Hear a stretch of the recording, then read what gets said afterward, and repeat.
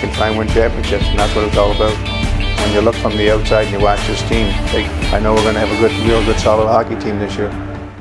What's up, everybody, and welcome back to Fireside Rangers. I'm your host, Anthony Rivardo, joined by my co-host right here, Eric Wilson. Happy holidays to everybody tuning in, and Merry Christmas. Hope you have a great time with your friends and family, and that you stay warm in this terribly cold New York weather. But today we're here to talk about the New York Rangers. In particular, we want to hit on Kaapo Kakko, the breakout season that he's having, and recap the Rangers' huge win after a great third period over the New York Islanders. Recap that game, give you our analysis, and all of that fun stuff. But before we dive into all of that, Eric, how are you doing today? Doing pretty good. It's Christmas Eve. It's the Christmas season. It's the Rangers winning season. Things are starting to work out for the team, so no complaints over here. Yeah, the Rangers have been on quite a tear lately. Only one loss in recency, but other than that, the 7-game win streak happened, and then they bounced back with another win after one loss. But Kaapo Kakko has been a huge part of that. Now, this season, he's played in 35 games. He has 9 goals, 6 assists for 15 total points, but he has 5 points in his last 5 games, 3 goals and 2 assists. Throughout his career, he scored 35 goals and 38 assists, 73 total points, and 192 games played in his career. But this season in particular, and really the last couple of weeks in particular, Kaapo Kakko has been on an absolute tear. So, Eric, what are your thoughts on Kakko's season thus far, and why do you think he's really found his stride in the past couple of weeks? Well, this is easily his best season that we've seen so far in his career, and his stats don't even reflect how good of a season that he is currently having. Only 9 goals and 6 assists for 15 points. But you look at the start of the season where Kakko was looking really good. He was having a lot of scoring chances. He was looking strong with the puck, and he just wasn't being able to put it into the back of the net. And we kept saying, pretty soon, that's just going to change. He's going to start putting in these chances. He's going to start scoring the goals. And that's really what we've seen throughout the last couple of games. Like you said, 5 points in his last 5 games. He has 3 goals and 2 assists is pretty good. And it's going to keep getting better. He's looking stronger.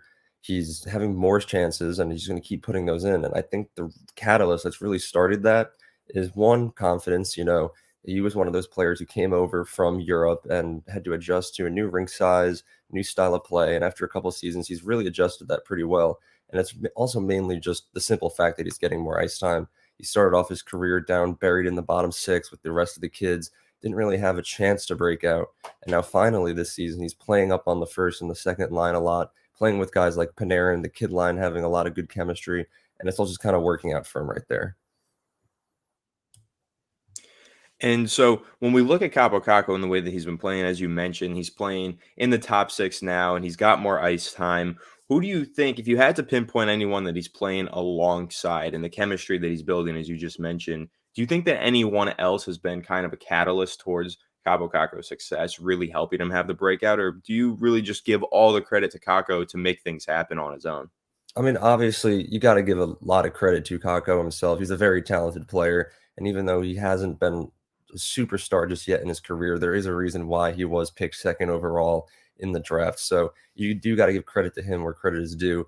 But you also do got to give a little bit of credit to guys like the kid line. Hedl has also had a little bit of a breakout season so far. And Lafreniere, while he hasn't been putting up that many points this season, the chemistry that he has with the rest of the kid line right there is just unmatched on the team, besides maybe Kreider and Zibanejad's chemistry.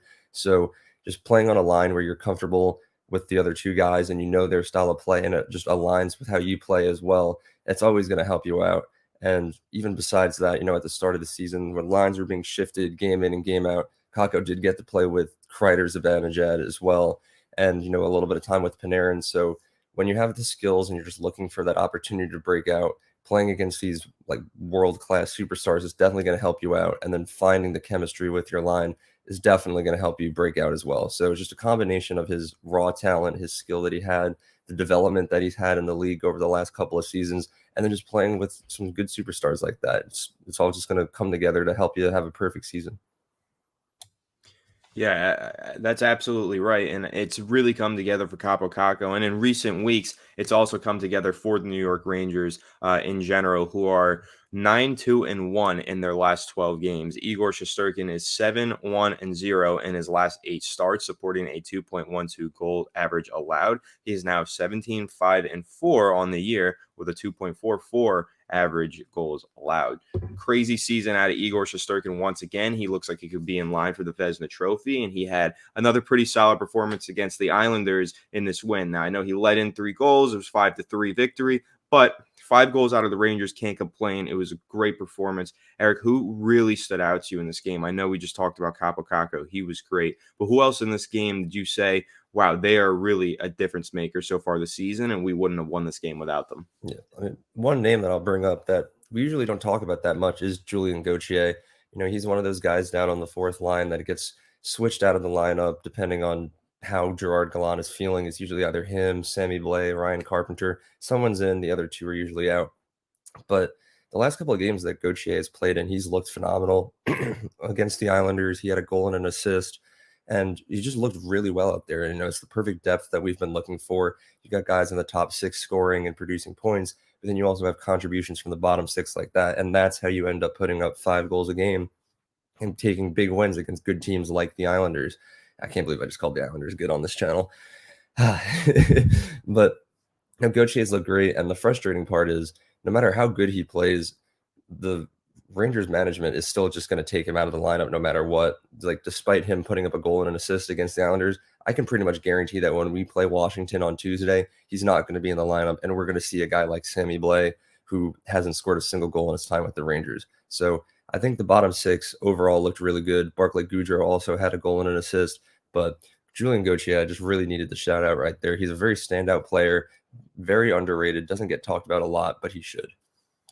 Yeah, and another player that you just mentioned, Barclay Goodrow, is a player that I've been pretty impressed with this year. I've been a little bit higher up on him in terms of how much I value him than you have. You've been a little more critical of him, but I've been a fan of how he's played this year. And he had a 3-point performance in this win over the Islanders. 1 goal, 2 assists. I think he's playing some really solid hockey. I like what he brings to the ice. I think he's physical. I think that he's got a little bit of versatility to his game. No, he's not one of the most talented players on the team. That's why he plays in the bottom 6. But for a bottom 6 player, a bottom 6 contributor, I really like the way that he plays, and I think that he has been very solid for the Rangers this season. Even thinking back to the very early parts of the season, he was scoring some goals and getting some points. He started to kind of taper off there for a little while, but as Gerard Gallant shifted the lines and everything, I think that Goodrow has been able to find his stride again, find his performance out of himself again, and really elevate his game. And I like the way that he's played. But Eric, what are your thoughts on Barclay Goodrow after a 3-point performance against the Islanders? Are you confident in him? Is he playing good hockey in your eyes?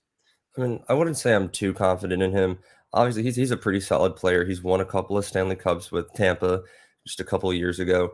But the main thing I really just don't like about Goodrow is that throughout the last couple of games, he has been being played on the first line with, I think, Panarin and Zibanejad, the lines are at this point. They keep getting moved around so much, it's hard to follow. But I really just think there are so many other better players in the league and in our system that could be playing up on that top 6, with guys like that could just be producing even more. And, just because Goodrow has 1 or 2 good games and he puts up multi-point nights, I wouldn't say that changes my entire opinion about him.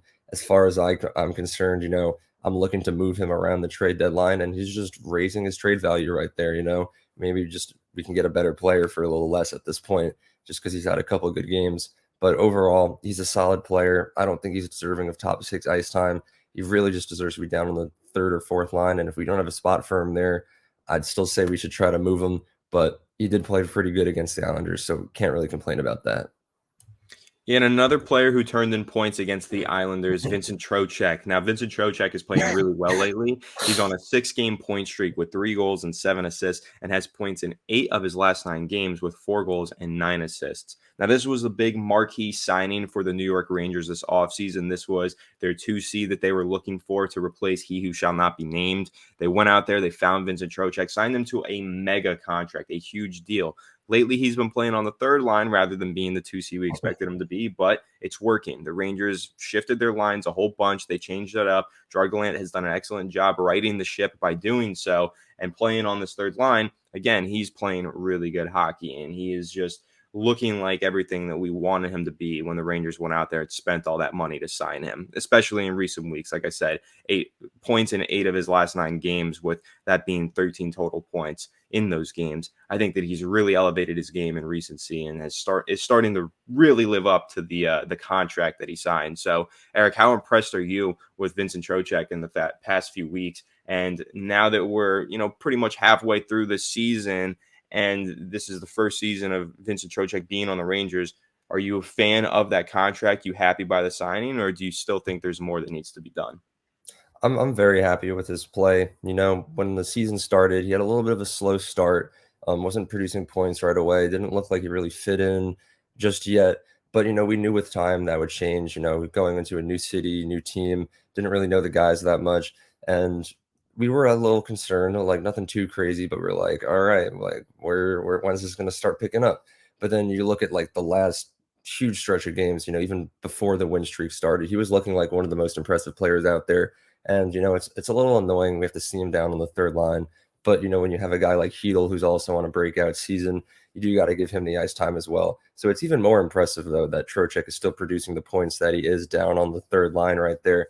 But I'm very satisfied with his contract. He's putting up points game in and game out. Like you said, points in 8 of his last 9 games for 13 points right there out of a bottom 6 guy. That is depth right there. That is how you make it deep into the playoffs and have a chance to win a Stanley Cup, when it's not just your top 6 guys producing points, but your bottom 6 as well. So the contract, yeah, it looks good. It's pretty expensive. It's a little long, but it looks like after this season, we're going to have a really successful 6 years of Trocheck ahead of us.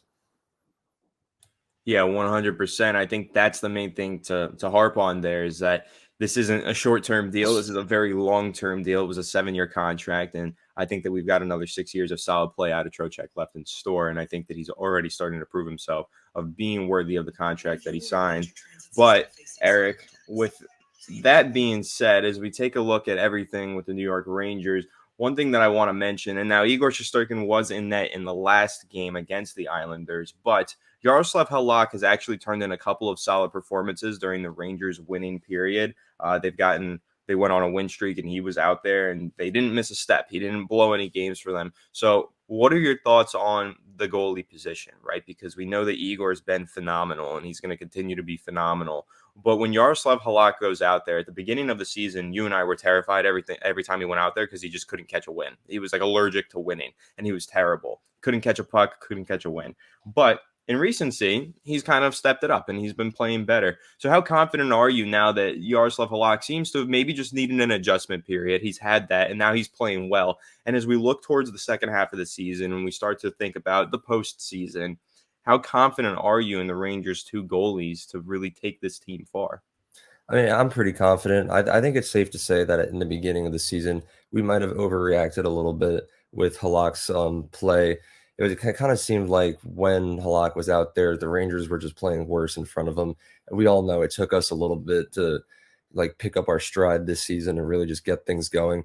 But now that the offense and the defense are playing pretty well together, we're really able to see what Halak can offer. He has picked up a couple of wins now, and he's kind of proven that when he does need to come up in and make big saves, steal a win for the Rangers, he does have the ability to do that. So yeah, we can admit we were a little critical of him, but I'm pretty confident in the goalie situation. Obviously, Igor is going to be Igor as we get closer to the playoffs. And even during the playoffs, Igor is pretty much going to play every single game in there unless there's an injury or something. But the one thing that is a little concerning is just the amount that we're playing each goalie right now. Igor has played significantly more than Halak this season, which is justifiable because it's Igor. You're going to want an all-star goalie playing as much games as possible for you. But we really just need to be careful to not tire him out like we kind of did last season. Igor did play most of the games last season. And then by the time the playoffs came around, he was extremely tired and he needed more rest throughout the season, basically. So as much as we love Igor, we do got to have our confidence in Halak, and we do need to start playing him more against these less than good teams and just hopefully steal some wins there as well. Yeah, I think that's a great point to make. I think we need to see more Yaroslav Halak, even if, it's not the best thing to watch sometimes. He does have his struggle performances here and there that Igor Shesterkin isn't really susceptible to, but we need to keep Igor fresh. So we need to see a little bit more Yaroslav Halak. But I guess that pretty much wraps things up. Again, Kaapo Kakko with the breakout season. It's super exciting to watch him really elevate his game so far this year. I think that the future is really bright in New York when Kaapo Kakko is leading the way as one of the premier players for our future. And again, great performance from the Rangers to beat the Islanders 5-3 the other night. Igor Shesterkin played a big part in that, and so did really everybody on the team. It was a great performance out of them to put up 5 goals and get the win. Barclay Goodrow with 3 points. But Eric, before we wrap that up, any last thoughts on that game? A pretty solid game all around. The Islanders are a good team. Hate that I said that again. And we just started to prove throughout the last week or so that we do have the ability to beat these good teams and still continue to beat bad teams, which is somehow harder for the Rangers. But yeah, good game. A very solid performance, and in a string of very solid performances from the Rangers. The only loss being the game against the Penguins 2-3, but an obvious tripping no call. Maybe if that was called, that could have been a different game, and we could have at least seen some overtime action for the Rangers. But I digress. The refs always out to get us. Next game is on Tuesday, playing the Capitals. We'll see how that goes. And, of course, we'll be able to hit you back on Tuesday, or on Wednesday, rather, with a game recap here on Fireside Rangers. Make sure to subscribe if you are new to the channel and ring the bell so you don't miss an episode. Leave a like if you enjoyed this episode and comment down below what your thoughts are on the topic at hand. We'll catch you on the next one. Have a good one. Happy holidays, and let's go Rangers. Go Rangers. He shoots. He's